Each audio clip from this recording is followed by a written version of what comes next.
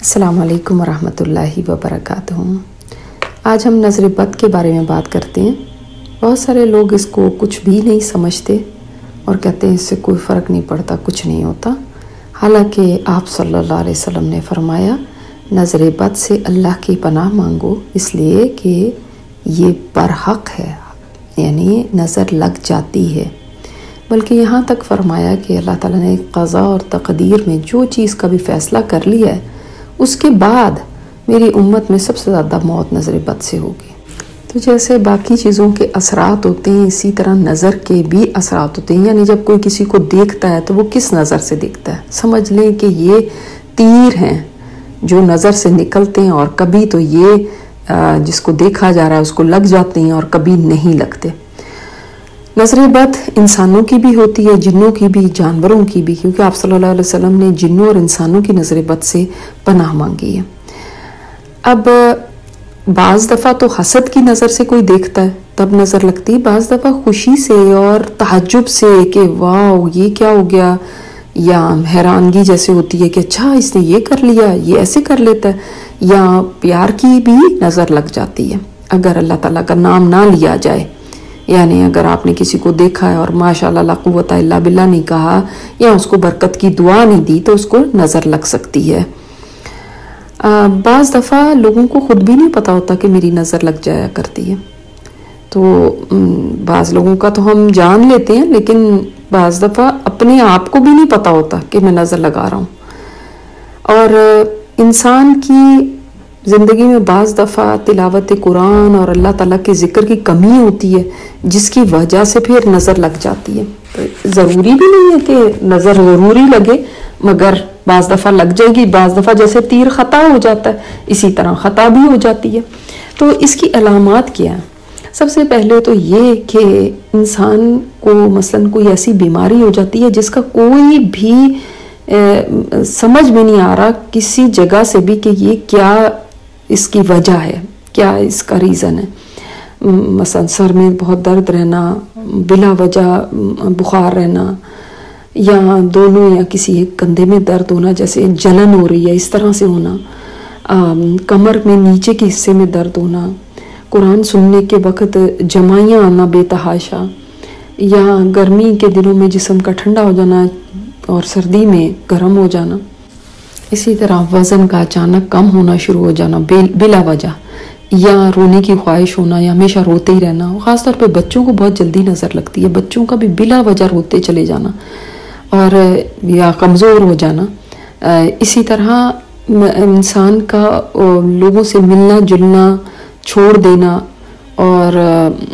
کام سے نفرت ہو جانا، باوجود اس کے کہ انسان کے اندر ہمت بھی ہو۔ تو ان میں سے کوئی بھی وجوہات ہو سکتی ہیں، ایک یا ایک سے زائد بھی ہو سکتی ہیں۔ اب ہمیں کرنا کیا چاہیے اس وقت؟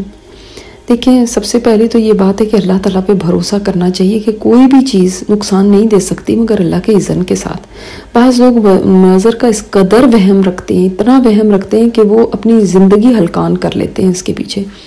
تو جب انسان کو اللہ پہ بھروسہ ہوتا ہے کہ اللہ کے اذن کے بغیر نہیں کچھ ہو سکتا نقصان، تو پھر انسان مطمئن ہو جاتا ہے۔ دوسری یہ کہ بجائے ہر وقت ڈرتے رہنے کے، ہر وقت یہ ذہن میں خیال رکھنے کے فلاں مجھے نظر لگا دے گا، فلاں ہو جائے گا، اس سے بہتر ہے انسان اللہ تعالیٰ کی پناہ میں آ جائے۔ اور وہ پناہ میں آپ کیسے آئیں گے کہ آپ اپنے لیے معوذتین خاص طور پر، یعنی سورہ فلق اور سورہ ناس ہر نماز کے بعد 3 دفعہ آپ پڑھا کریں، ہر نماز کے بعد۔ اور اسی طرح آیت الکرسی بھی اور سورہ کافرون بھی، اسی طرح آیات سکینت، یہ آیات آپ کو کہیں پہ بھی مل جائیں گی، آن لائن بھی سرچ کریں گے تو صبح شام وہ سنیں یا پڑھیں۔ اس طرح اپنی جو بھی کام ہے ان کو کوشش کریں کہ بہت زیادہ ان کے اشتہار نہ دیتے پھریں کہ ہر جگہ بتاتے پھر رہے ہیں۔ اور اگر آپ کو کسی کا پتہ ہے کہ یہ حسد کرتا ہے یا اس کی نظر لگ جاتی ہے تو اس سے ذرا اپنے کاموں کو راز میں رکھتے ہیں۔ اس طرح کسی کی بھی کوئی چیز دیکھیں تو اس کو برکت کی دعا دیں، مال کے علاوہ کوئی چیز دیں تو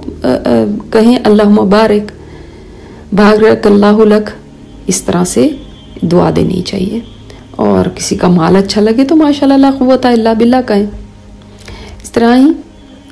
کسی کو مصیبت میں دیکھے تو الحمدللہ الذی عافانی مما ابتلاک بہ وفضلنی علی کثیر ممن خلق تفضیلا، یہ دعا پڑھیں۔ ایسے لوگوں سے بھی تھوڑا پرہیز کریں جو بہت شکایتی لوگ ہوتے ہیں، ہر وقت شکایتیں کرتے ہیں،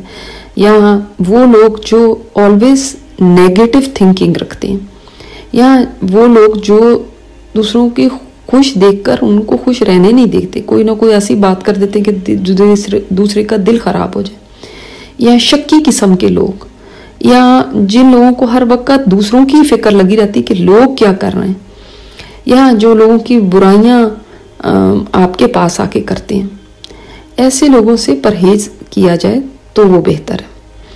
اس طرح دیکھیں قرآن پاک سے علاج کرنا، جب نظر لگ ہی جائے، بعض تو احتیاطی تدابیر ہے نا ان میں سے جو آپ کو بتائی ہیں، اب اگر نظر لگ ہی گئی ہے تو پھر کیا کریں؟ دیکھیں سورہ فاتحہ سے آپ علاج کرتے ہیں، سورہ بقرہ کی تلاوت کرنا یا تلاوت سن لینا، اسی طرح نظر بد کی جو بھی دعائیں ہیں وہ پڑھنا، قرآن آیات میں جیسے کہ سورہ بقرہ کی آیت نمبر 109 ہے، سورہ نساء کی 54 ہے، سورہ طٰہٰ کی 131 ہے، سورہ کہف کی 39 ہے، سورہ ملک کی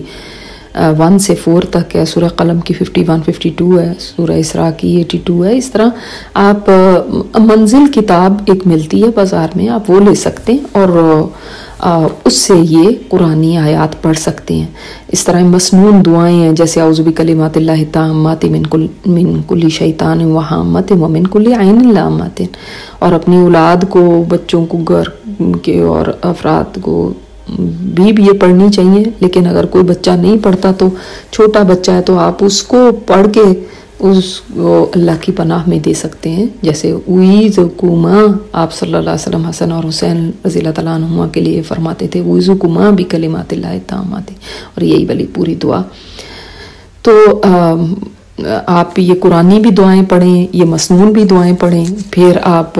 پانی پہ دم کر کے بھی مریض کو پلا سکتے ہیں، پانی پہ بھی، شہد پہ بھی، کلونجی پہ اور دوائی کے اوپر بھی دم کر کے اس کو پلا سکتے ہیں، جیسے سورہ فاتحہ آپ نے 3 دفعہ پڑھ لی، 7 دفعہ پڑھ لی، یا اس طرح سے دم کر بھی سکتے ہیں کسی اور کے اوپر۔ اس لیے کہ عوف بن مالک فرماتے ہیں کہ ہم جاہلیت میں دم کیا کرتے تھے، تو ہم نے آپ صلی اللہ علیہ وسلم سے پوچھا ان کے بارے میں، تو آپ نے فرمایا تو اپنے دم میرے سامنے پیش کرو، تو ان کے سامنے پیش کیے، تو آپ نے فرمایا کہ ایسے دم میں کوئی حرج نہیں ہے جس میں شرک نہ ہو، یعنی دم قرآن و حدیث میں اگر اس کا ریفرنس نہیں بھی ملتا ہے تو شرک کی بات کوئی بھی نہیں ہے اس کے اندر، اور اللہ کا نام لیا جا رہا ہے تو اس میں کوئی حرج نہیں ہے۔ اس لیے کہ بعض دفعہ پھر لوگ پوچھتے ہیں کہ اچھا بھی ان آیتوں کا کیا ہے، یہ کہاں لکھی ہوئی ہیں، اس کا ریفرنس کون سا ہے، تو یہ لوگوں کے اپنے تجربات سے ہیں کہ جس میں حسد ہے یا جس میں نظر بد کی بات ہے یا کوئی ایسی چیز ہے تو ان کی دعائیں بھی اور آیتیں بھی وہ پڑھی جائیں۔ اسی طرح اذان کو غور سے سننا، جب بھی اذان لگے تو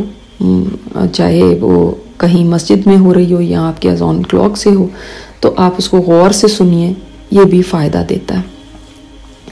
اس طرح اگر پتہ ہے کہ کس کی نظر لگی ہے تو پھر وہ اس بندے سے ریکویسٹ کی جائے کہ وہ اپنے وضو کا پانی دے دے، اور جس پر نظر لگی ہے اس کے کندھوں پر پیچھے سے زور زور سے پھینکے اس پانی کو۔ اور اگر پتہ ہی نہیں ہے کہ کس کی نظر لگی ہے، بہت سارے لوگ تھے تو ان سب لوگوں کو جو بھی اس مجلس میں تھے ان کو کہا جائے کہ پانی کے ایک پیالے میں ہاتھ ڈالیں اور اس پانی کو پھر انڈیل دیں جس کے اوپر نظر لگی ہے۔ اس طرح اگر کوئی ایسا انسان ہے جس کا اب آپ کو پتہ ہی نہیں ہے، وہ چلا گیا ہے، اب مل نہیں سکتا، تو اس کی جو بھی کوئی چیز ہے، جیسے اس کا جھوٹا برتن ہے، اس کا جھوٹا چمچ ہے، گلاس ہے، تو اس کو بھی آپ دھو کے اس کے پانی سے اور پھر جس کے اوپر نظر لگی ہے اس کے اوپر بہا سکتے ہیں، یا اس کے کپڑے یا اس کی کوئی بھی چیز ہے تو اس کو پانی میں ڈبو لیا جائے اور پھر اس کو پانی کو اس بندے کے اوپر ڈالا جائے۔ اللہ تعالیٰ سب کو نظر بد سے محفوظ رکھے۔